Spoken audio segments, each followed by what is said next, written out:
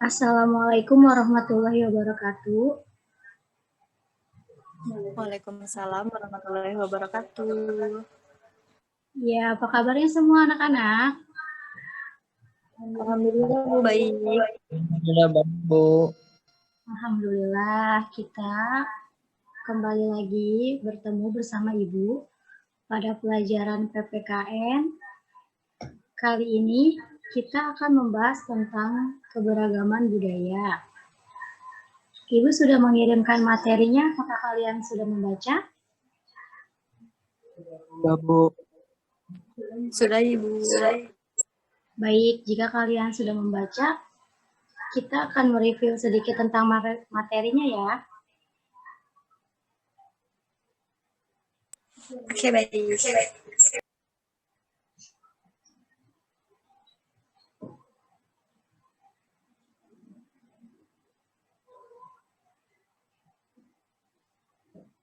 Apakah sudah muncul materinya? Belum, Bu. Belum, Bu.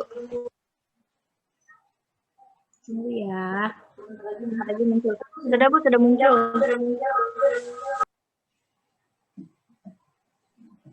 Ya, Bu. Sudah muncul kan materinya anak-anak? Sudah, Ibu. Baik, kita lanjutkan ya pelajarannya ya. Kita mulai ya.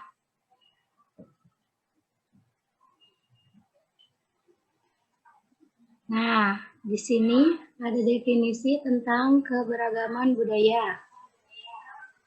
Bisa tolong dijelaskan Halimah definisi budaya menurut bahasa?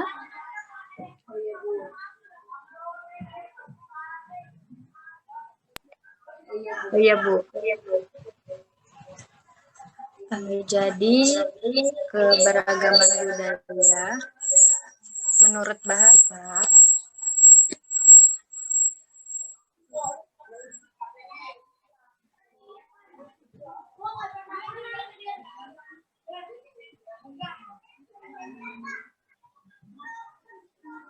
yaitu bahwa Indonesia, keberagaman budaya menurut bahasa Indonesia yaitu berasal dari bahasa Sanskerta, yaitu budaya yang merupakan bentuk jamak dari budi, yang berarti budi atau akal. Dengan demikian, kebudayaan itu diartikan sebagai hal-hal yang bersangkutan dengan budi dan akal. Jadi menurut bahasa itu, kebudayaan adalah berarti budi dan akal.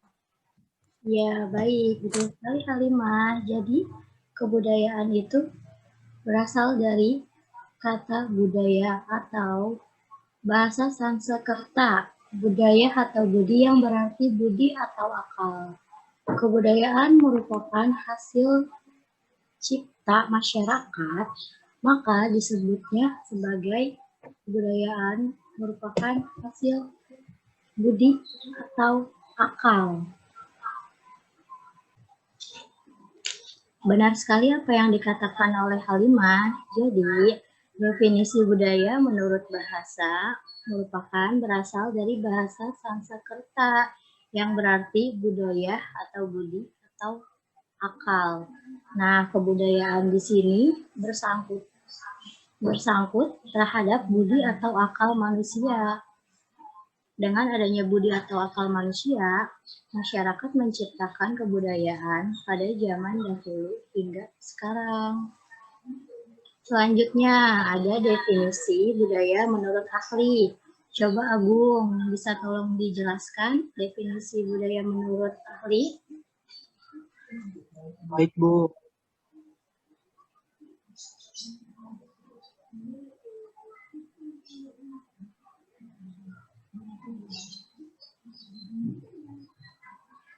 Ya, tolong baca aja.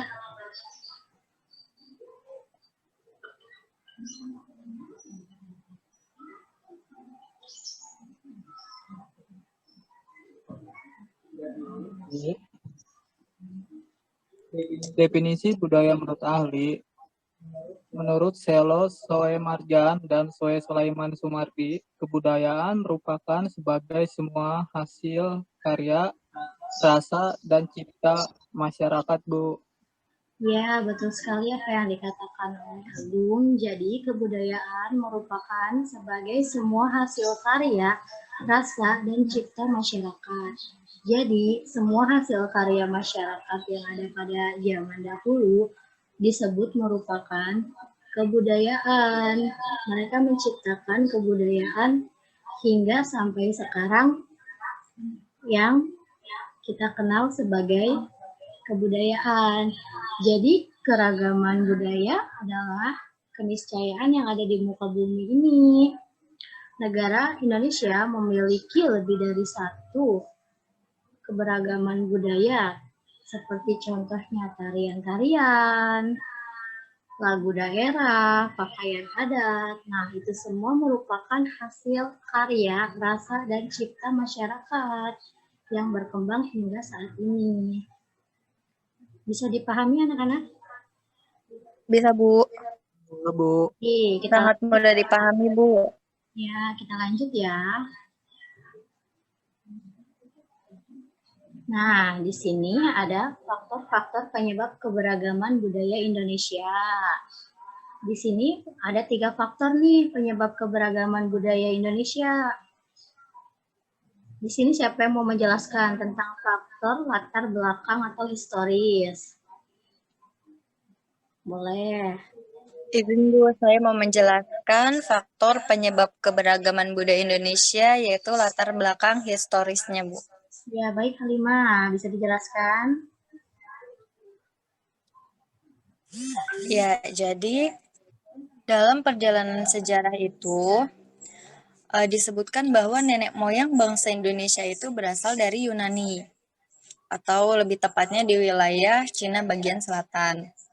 Nah, kemudian sebelum tiba di Nusantara, mereka berhenti di berbagai tempat dan menetap dalam jangka yang waktu lama.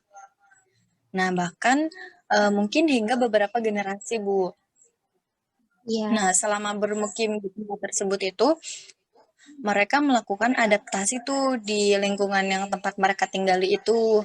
Nah, mereka itu mengembangkan pengetahuan, pengalaman, juga keterampilan khusus tuh yang sebelum melakukan perjalanan.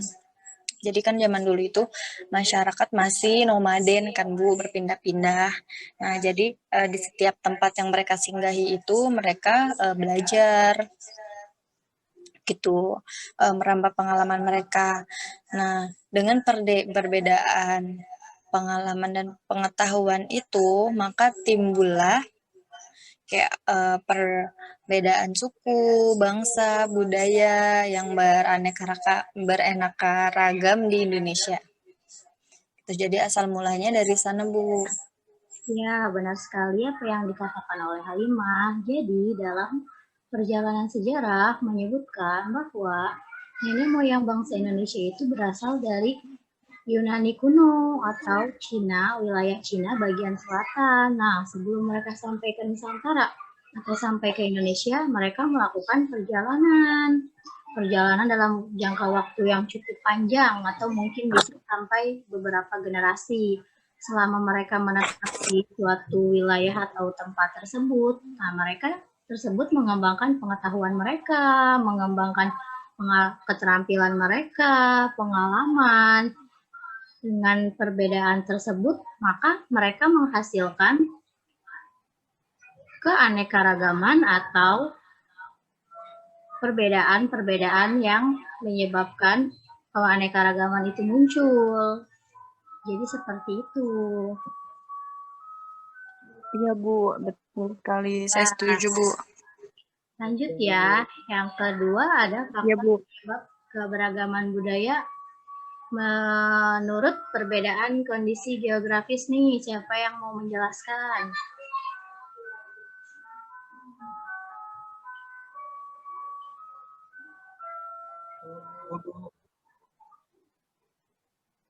Boleh? Agung?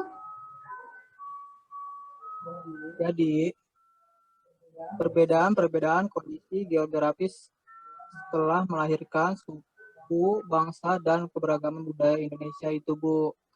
Hal itu berkaitan dengan pola kegiatan ekonomi, perwujudan kebudayaan yang ada. Contoh misalnya seperti nelayan, pertanian, kehutanan, dan perdagangan. Sehingga mereka akan mengembangkan corak kebudayaan yang khas dan cocok dengan lingkungan geografis mereka tanpa mengganggu kebudayaan yang lainnya. Iya, betul sekali apa yang dikatakan oleh Agung. Jadi di sini perbedaan kondisi geografis yang ada di Indonesia itu berbeda-beda. Nah, dengan perbedaan-perbedaan kondisi geografis tersebut telah melahirkan berbagai suku, bangsa, dan keberagaman budaya yang ada di Indonesia. Hal ini berkaitan dengan adanya pola kegiatan ekonomi, misalnya kayak yang contoh kondisi geografisnya berada di tepi pantai. Nah, kegiatan ekonominya mereka merupakan sebagai nelayan. Kalau yang kondisi geografisnya berada di pegunungan, maka mereka melakukan corak kegiatan ekonomi sebagai pertanian. Di sini menyebabkan keberagaman atau keanekaragaman akibat adanya perbedaan kondisi geografis tersebut. Nah, mereka melakukan kegiatan ekonomi berdasarkan kondisi-kondisi geografis yang cocok dengan sekitar mereka atau dengan wilayah sekitar mereka, sehingga mereka tidak mengganggu kebudayaan-kebudayaan lainnya. Seperti itu anak-anak. Iya, Bu.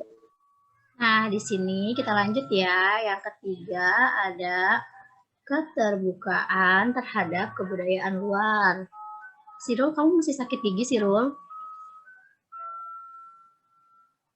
Masih sakit Ya, gigi? Bu, Sirul kayaknya masih sakit gitu, Bu. Diem aja, Bu, dari tadi. Nggak apa-apa, Sirul. Nanti habis ini minum obat ya, Sirul ya. Iya, makasih Bu. Siap. Ya, nah, sekarang coba saya mau minta jelasin ke Halimah deh. Yang ketiga nih, keterbukaan terhadap kebudayaan luar itu apa sih? Iya, baik, Bu. Nah, jadi keterbukaan terhadap kebudayaan luar itu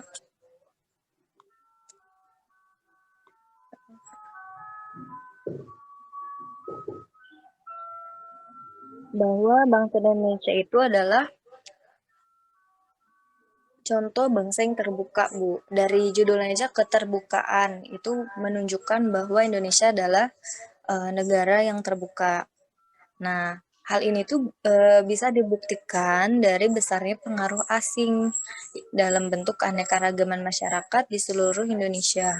Nah, pengaruh asing yang pertama yang masuk ke Indonesia itu misalnya nih Bu, ada India, Cina, Arab, yang disusul oleh bangsa Eropa masuk ke Indonesia. Nah, bangsa-bangsa yang telah disebutkan itu mereka membawa kebudayaan masing-masing yang tentunya berbeda-beda. Nah, daerah-daerah yang relatif terbuka nih Bu terhadap kebudayaan baru itu contohnya di daerah pesisir Bu. Nah, kenapa? Karena semakin banyak sarana dan prasarana transportasi Bu yang menunjang para nelayan untuk mencari ikan gitu kan, mencari nafkah. Kemudian hubungan antar kelompoknya itu semakin intensif. Kemudian terakhir semakin sering mereka melakukan pembauran. Jadi terhadap orang baru, kebudayaan baru yang datang ke Indonesia itu mereka tidak sungkan untuk menerima karena mereka sudah merasa terbuka dengan kebudayaan atau hal-hal baru yang datang ke daerah mereka. Itu kenapa Indonesia bersifat terbuka terhadap kebudayaan luar. Seperti itu. Ya, betul sekali apa yang dikatakan oleh Halimah. Jadi, bangsa Indonesia adalah contoh bangsa yang terbuka terhadap kebudayaan luar. Jadi pada zaman dahulu itu seperti orang-orang India, Cina, Arab, terus bangsa Eropa, mereka datang ke Indonesia. Nah, mereka membentuk sebuah kebudayaan-kebudayaan baru di Indonesia. Makanya kebudayaan Indonesia menjadi lebih beragam lagi dengan adanya orang-orang seperti India, Cina, Arab, dan Eropa yang masuk ke Indonesia tersebut. Apalagi kayak contohnya di daerah pesisir-pesisir pantai yang dekat-dekat dengan pelabuhan, setiap orang-orang yang sesudah berlabuh ke Indonesia pasti mereka melakukan adaptasi dengan orang-orang yang ada di Indonesia. Nah, dari situ mereka mulai bertukar kebudayaan, mulai bertukar bahasa. Nah, itu menyebabkan keanekaragaman juga di Indonesia. Nah, itu contoh faktor penyebab keberagaman budaya yang dipicu oleh keterbukaan terhadap kebudayaan luar. Gimana, bisa dipahami? Bisa, Bu. Bisa, Bu. Baik, kita lanjut ya. Di sini ada manfaat keberagaman budaya. Ada dua nih manfaat keberagaman budaya dari segi bahasa dan dari pariwisata. Coba bisa tolong dijelaskan dari segi bahasa manfaat keberagaman budaya itu apa, Agung? Baik, bisa, Bu. Jadi, kebudayaan daerah yang berwujud dalam bahasa daerah yang dapat memperkaya perbendaharaan istilah dalam bahasa Indonesia, Bu. Ya, betul sekali. Jadi, bahasa daerah yang ada di Indonesia itu ada 718 bahasa. Banyak sekali kan ya bahasa-bahasa yang ada di Indonesia ini. Ya, Bu. Dengan begitu, Indonesia memiliki perbendaharaan atau bahasa yang banyak sekali. Itu manfaat dari segi bahasa. Coba Halimah, tolong dibaca. Baik. Manfaat dari segi pariwisata. Ya, baik, Bu.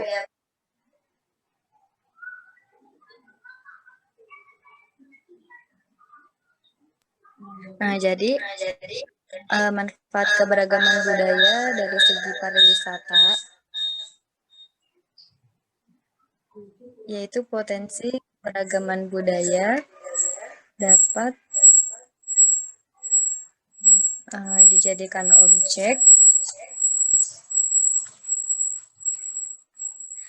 serta tujuan pariwisata di Indonesia yang bisa mendatangkan devisa.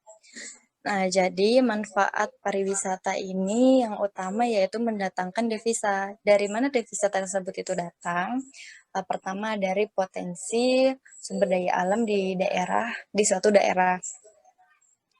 Yang kedua yaitu potensi sumber daya alam dalam mengelola, maksud saya sumber daya manusia dalam mengelola sumber daya alam yang ada di daerah tersebut. Gitu, Bu. Jadi pintarnya para sumber daya manusia yang mengelola daerah tersebut untuk dijadikan tempat pariwisata, hal tersebutlah yang dapat mendatangkan devisa bagi negara Indonesia gitu, Bu.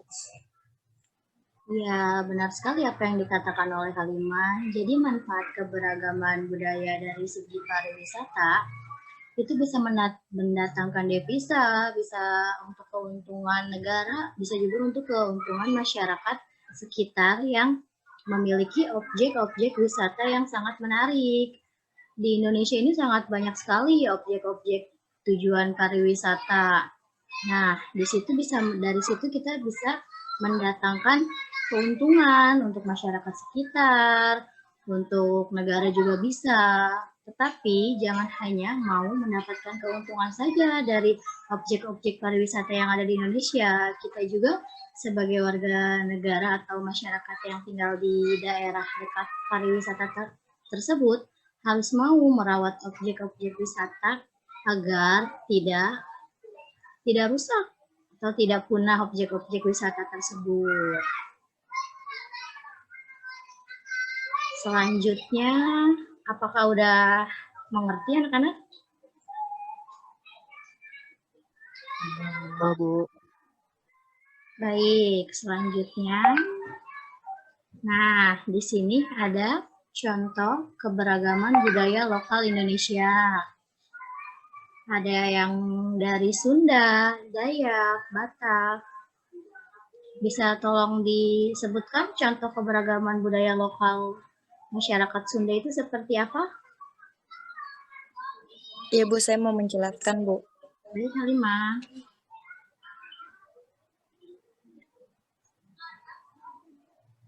Nah, jadi secara administratif itu suku bangsa Sunda sebagian besar itu mendiami posisi Jawa Barat kan Bu.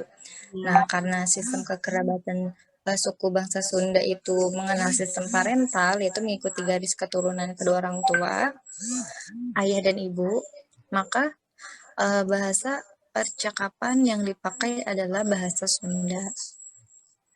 Nah, tingkatan bahasa tersebut itu mulai dari yang halus sampai yang kasar. Itu salah satu keberagaman budaya masyarakat Sunda. Nah, selain bahasa, ada juga seperti kebudayaan calung, misalnya gendang pencak atau tari-tariannya yang berbagai macam. Tuh. Iya, benar sekali. Ada alat musik tradisional masyarakat Sunda, misalnya kayak calung, angklung, atau enggak gendang. Ya, baik Itu Bu, Halimah. salah satunya.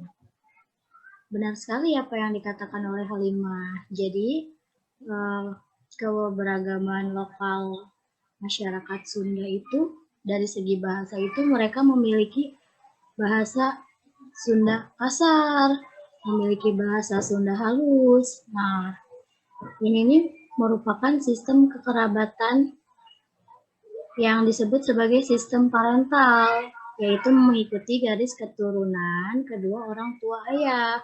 Bahasa percakapannya yang tadi Ibu sebutkan, ada bahasa Sunda kasar, ada bahasa Sunda halus. Selain itu, masyarakat Sunda juga memiliki keberagaman kesenian tradisional, seperti alat musik tradisional masyarakat Sunda itu seperti angklung. Nah, alat musik Sunda juga memiliki pertunjukan seperti reog, calung, wayang golek, gendang pecak, dan sejumlah tarian-tarian seperti tari jaipong, tari topeng. Nah, kesenian tradisional tersebut umumnya dipertunjukkan atau diperkenalkan pada upacara selamatan atau seperti upacara pernikahan, sunatan, kayak syukuran. Nah, tarian-tarian tersebut biasanya dipertunjukkan oleh masyarakat Sunda. Bisa dipahami? Bisa Bu. Ya, selanjutnya ada contoh keberagaman budaya lokal Indonesia masyarakat Dayak. Agung boleh dijelaskan. Baik, Agung bisa tolong disebutkan contoh keberagaman budaya lokal masyarakat Dayak? Baik, bisa Bu. Jadi, masyarakat Dayak memiliki keragaman kesenian, baik seni musik, tarian, seni ukir, maupun tenun. Alat musik tradisional yang biasa dipakai umumnya terbuat dari bambu atau kayu, yang dimainkan dengan cara dipukul berirama mengikuti tarian dan lagunya. Tarian-tarian masyarakat Dayak antara lain tari tambun, baleat, dades, dan bungai. Tarian tersebut pada umumnya dibawakan ketika upacara-upacara adat. Seni ukir dapat dilihat pada tiang-tiang rumah yang diukir dengan tangan dan memiliki simbol-simbol tertentu. Selain itu, seni ukir masyarakat Dayak berupa patung-patung yang terbuat dari kayu. Sedangkan kain tenun yang terkenal terbuat dari bahan kapas dan kulit kayu. Mungkin itu saja, Bu. Ya, baik. Terima kasih, Agung. Benar sekali apa yang dikatakan oleh Agung. Masyarakat Dayak memiliki beragam kesenian, baik seni musik, seni tarian, atau seni ukir. Nah, dari seni musik tersebut, masyarakat Dayak umumnya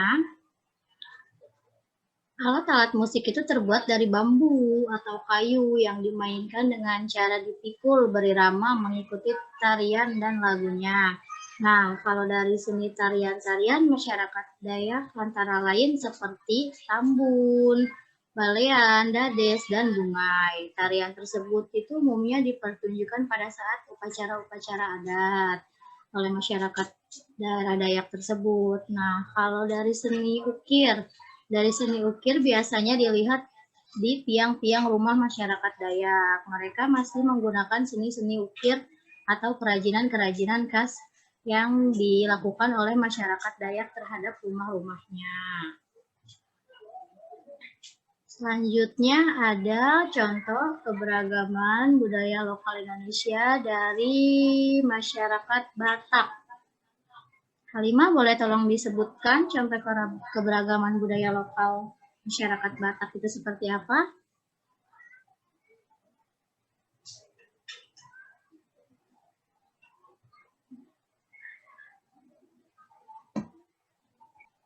Ya, bisa tolong dijelaskan contoh keberagaman budaya masyarakat Batak, Halimah?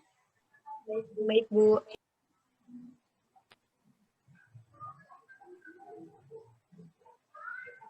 Nah, jadi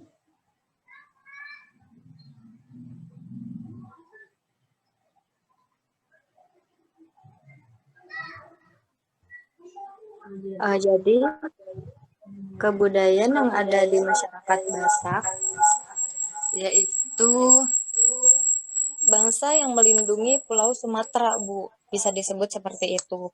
Karena suku bangsa ini itu dikenal dengan perantau karena mereka mengadu nasib ke berbagai daerah. Nah, terutama ke kota-kota besar. Tapi meskipun tersebar di berbagai daerah, suku bangsa Batak ini tuh dikenal dengan sangat menjunjung tinggi kebudayaan sekalipun tidak tinggal di kampung halamannya. Nah, suku bangsa Batak ini tuh memiliki keberagaman kesenian tradisional, Bu, seperti daerah-daerah yang lainnya. Nah, seperti dalam seni ukir itu dapat dilihat pada motif pakaian adat serta tiang-tiang rumah adat yang memiliki arti simbol tertentu. Nah, selain dari motif yang ada di tiang rumah, masyarakat Batak juga memiliki lagu-lagu daerah serta tarian-tarian. Nah, tari tradisional yang cukup terkenal itu salah satunya tarian Mandula dari Sekar Siri dan tari Sekar Siri. Nah, tari Mandula ini itu tarian rakyat Simalungun saat menyambut panen. Nah, sedangkan tari Sekar Siri ini tarian menyambut tamu. Itu adalah salah satu dari keberagaman budaya masyarakat.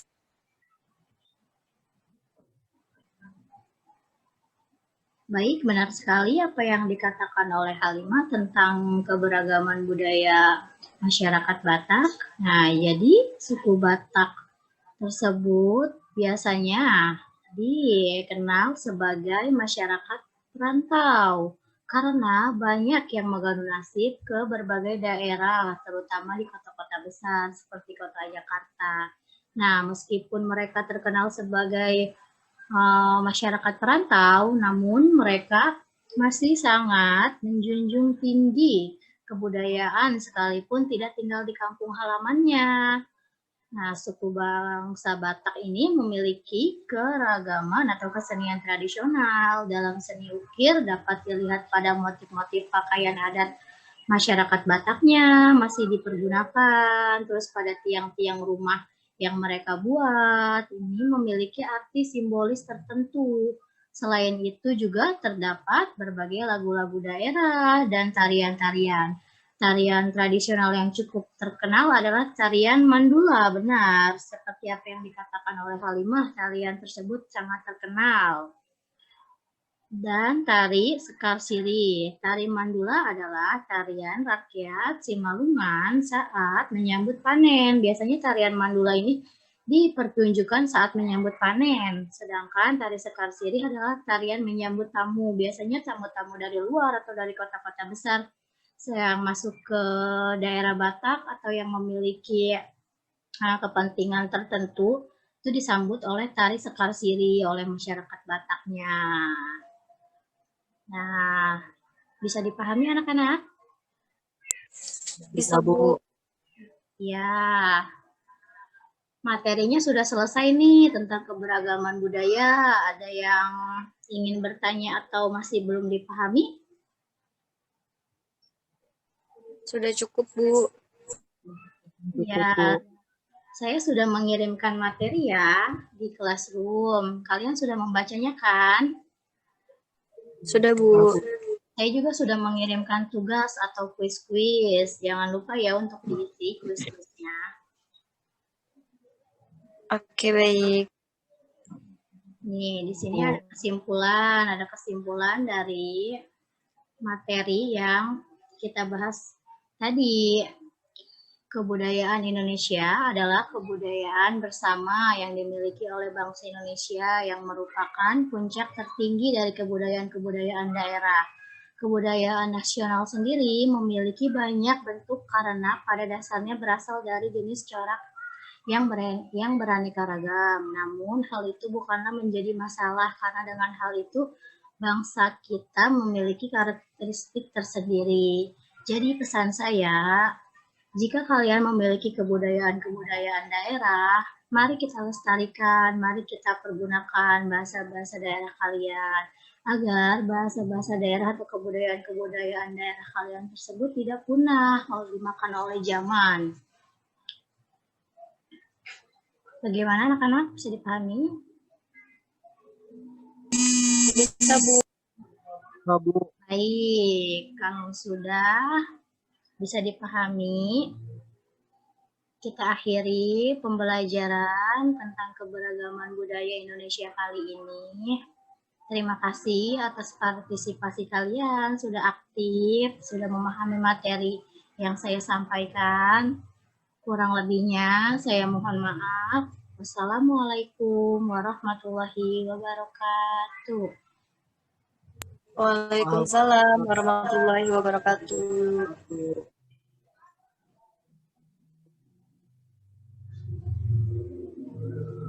Hal